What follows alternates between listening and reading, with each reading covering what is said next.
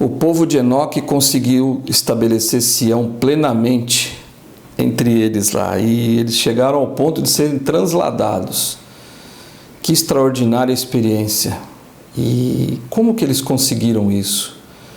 Quais foram o que eles fizeram para ter Sião estabelecida entre eles e a chegarem ao ponto de serem transladados?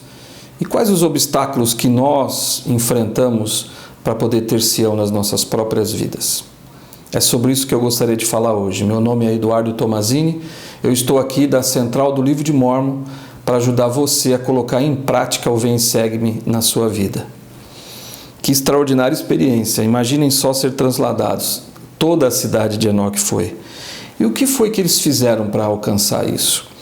Se nós lermos em Moisés 7,18, nós vamos ver que é, na verdade, dessa lição 5 do Vem e Segue-me, é o versículo central, e diz o seguinte: E o Senhor chamou seu povo Sião, porque eram unos de coração e vontade, e viviam em retidão, e não havia pobres entre eles. Que interessante.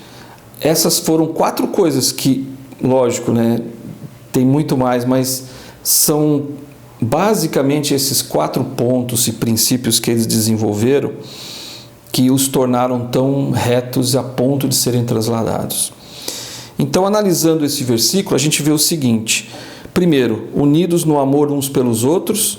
Segundo, unidos nos desejos justos deles. Terceiro, unidos na obediência aos mandamentos de Deus. E unidos na lei da consagração, ou como a gente pode ver, eles disseram que não haviam pobres entre eles, muito provavelmente eles viviam a lei da consagração. Então foram essas quatro coisas, mas o que é interessante ao analisar esse versículo, que nós podemos notar, é que existia uma unidade entre eles, uma união de vontade de fazer as coisas, uma união de obedecer aos mandamentos de Deus, uma união entre eles, um ajudando o outro. É assim que o Senhor gostaria que nós fôssemos, é assim que vai ser no céu. Então, que nós pudéssemos desenvolver Sião em nossas vidas, sendo unidos. E usando essa palavra união, que eu vi no dicionário, que significa ligar, tornar um só, combinar esforços e pensamentos. É interessante, né? Então, mas sintetizando tudo isso, unidos em amor, né? Em amor para com Deus e para com os homens, como Cristo ensinou, né? Ele resumiu todos os mandamentos em 2: amar a Deus acima de todas as coisas e ao próximo como a nós mesmos. Então esse é o desejo do Senhor. E para que nós possamos estabelecer Sião nas nossas vidas, nós precisamos ser unidos em todas as coisas com Deus e também com as pessoas.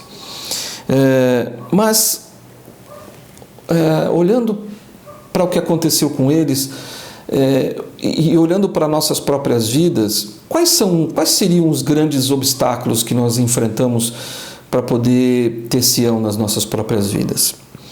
Eu encontrei 2 obstáculos que atrapalham essa união com a gente e com Deus.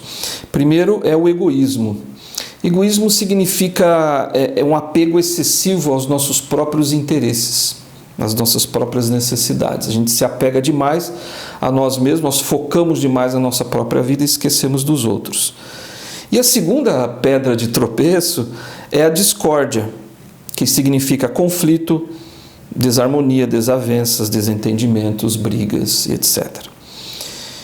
Bom, o egoísmo é interessante que quando uma pessoa é egoísta, ela quebra a unidade, né? A pessoa egoísta, ela busca tanto os próprios interesses, e quando eu falo a pessoa, eu também me coloco aí, né? A gente é egoísta muitas vezes, e a gente precisa eliminar isso da nossa vida. Às vezes nós pensamos demais em nós mesmos e nos esquecemos dos outros. No casamento, por exemplo, nós precisamos pensar mais no nosso cônjuge do que em nós mesmos. Para você ter felicidade no casamento, para ter um casamento saudável, você precisa eliminar o egoísmo do seu casamento. Pensar mais no seu cônjuge do que em você mesmo. E aí você vai ter um casamento feliz, com certeza. E eliminar também o egoísmo em relação ao próprio Senhor. Quando a gente não paga o dízimo, por exemplo, a gente está sendo egoísta. Quando a gente não guarda o dia do Senhor, a gente está sendo egoísta, pensando em nossos próprios interesses. Quando a gente vê as pessoas necessitadas e não socorremos, estamos pensando em nós mesmos. Quando não servimos com dedicação os nossos chamados, só fazemos aquilo que é extremamente necessário, nós estamos sendo egoístas. Então, é um mal que predomina nas vidas de todos nós. A gente precisa tomar bastante cuidado para ir eliminando esse mal dentro de nós. E Cristo mesmo, ele ensinou o seguinte,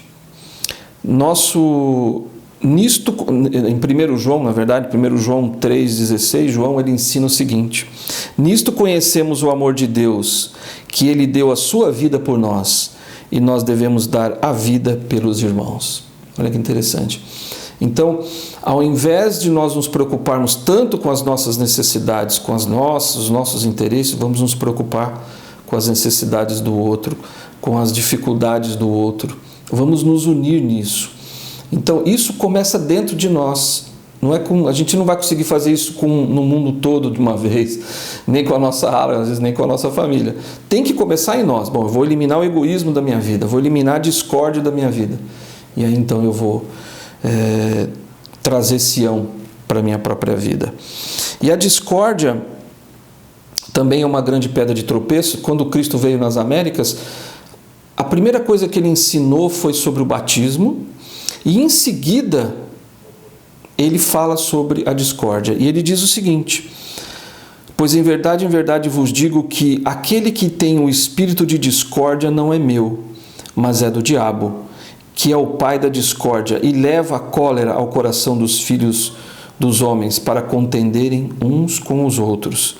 Eis que esta é a minha doutrina, esta não é a minha doutrina, levar a cólera ao coração dos homens uns contra os outros. Esta, porém, é a minha doutrina, que estas coisas devem cessar. Temos que eliminar da nossa vida a discórdia. E a discórdia é algo que também está muito presente na vida das pessoas, em menor ou em maior grau. As pessoas, elas se magoam, a gente, né? Eu tô dentro disso também. A gente magoa as pessoas, a gente fala coisas que não deveria, às vezes a gente discute, ou enfim. Nós precisamos eliminar da nossa vida essa discórdia, esse sentimento, porque quando existe discórdia, o Espírito se afasta. Não tem como acontecer. Não tem como o Espírito de Deus permanecer na discórdia, nas brigas, nos desentendimentos. Então, o que nós precisamos fazer é seguir o exemplo de Cristo, que Ele ensinou lá no Sermão da Montanha. Amar os nossos inimigos, falar bem de quem fala mal da gente, orar por aqueles que nos maltratam, nos perseguem, fazer bem para as pessoas que mesmo que elas não façam bem para nós. Foi isso que Cristo ensinou. Então essa é a maneira de agir. Elimine da sua própria vida. Para você ter Sião em você, elimine da sua vida o egoísmo e a discórdia. E como é que a gente, em relação à discórdia, né, que é uma coisa bastante difícil também de eliminar, a gente vê que na discórdia precisa haver perdão, arrependimento, perdão. E eu me lembro de uma experiência muito interessante que eu tive.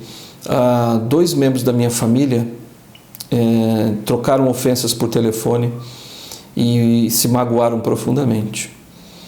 E foram palavras duras que um disse para o outro. E eles discutiram e brigaram e foi bem triste, e se magoaram bastante. E eu ouvi os 2 lados, eles me contaram o que tinha acontecido, eu fiquei bem entristecido com aquilo. E quando você ouve um lado, você dá razão, e você ouve o outro, você dá razão também. Mas no fundo, aquilo foi uma coisa desnecessária. E eu senti tristeza por aquilo. E alguns dias foram se passando, e eu fiquei tão triste com aquela situação, e orando ao Senhor, pedindo que o Senhor pudesse tocar os corações deles, para que eles pudessem se reconciliar. E aí, numa noite, eu estava orando, e e sentindo bastante tristeza por aquilo. Enquanto eu orava e depois que eu terminei a oração, eu senti algo diferente. Eu senti que Deus estava triste, que o Senhor estava entristecido com aquela situação. E aquilo me trouxe um entendimento assim sobre isso. Eu falei, puxa, mas o Senhor se entristece, né? Puxa, o Senhor tá... Quer dizer, a gente sabe que ele fica triste, claro, com os nossos erros, mas eu nunca tinha, tipo assim, eu sabia, mas nunca tinha sentido, né, essa tristeza, assim, do Senhor. E aí eu mandei um áudio para essa pessoa, de um dos membros da minha família, de um dos dois que haviam discutido, que era aquele que tinha mais maturidade para poder resolver a situação. Eu mandei o áudio, e aí nesse áudio eu contei essa experiência que eu tive, desse sentimento que eu tive, que o Senhor estava muito triste, que o Senhor estava decepcionado, né, e com aquela situação e que precisava ser resolvida de algum jeito. E eu contei essa experiência para essa pessoa. E aí aí passou um dia, 2, 3, essa pessoa não me retornava, eu fiquei preocupado porque talvez ela tivesse se magoado comigo pelas coisas que eu disse. Mas no 4º dia ela me mandou uma mensagem. E eu vou ler na íntegra a mensagem que ele me mandou, e ele disse o seguinte: fiquei muito impressionado pelo seu áudio. Eu sei que foi o Senhor mesmo que pediu para você falar comigo. Eu estava me preparando para ir até lá, falar e resolver. E hoje eu fui até lá e falei com ela. Está tudo resolvido e estamos bem um com o outro. Conversei bastante com ela e as diferenças foram resolvidas e o passado ficou para trás. Não vou mais falar de coisas negativas e pedi para ela fazer o mesmo. Nem precisou, porque ela já havia me perdoado. Ela me pediu desculpas e eu fiz o mesmo, e está tudo bem. Me comprometi de ser mais presente e ajudar no que eu puder. Eu espero que o Senhor não fique mais desapontado comigo. Doeu muito ouvir que ele estava triste comigo. Eu chorei muito, mas agora está tudo bem. Te amo, que o Senhor te abençoe. Que sentimento maravilhoso eu tive naquela hora. Mas eu me lembrei nessa hora do sentimento de Cristo. Quando eu leio o 3º Nef 17, quando Cristo abençoa, cura todos os doentes, ele abençoa as crianças, ele até chora naquela experiência maravilhosa. Mas ele fala uma coisa ali no capítulo 17, 3º Nef, que me toca muito. Ele diz: estou angustiado pelas iniquidades da casa de Israel. E eu falei, puxa, mas Cristo já passou pela expiação, ele já sofreu tanto, né? Ele não precisava mais sofrer tudo, né?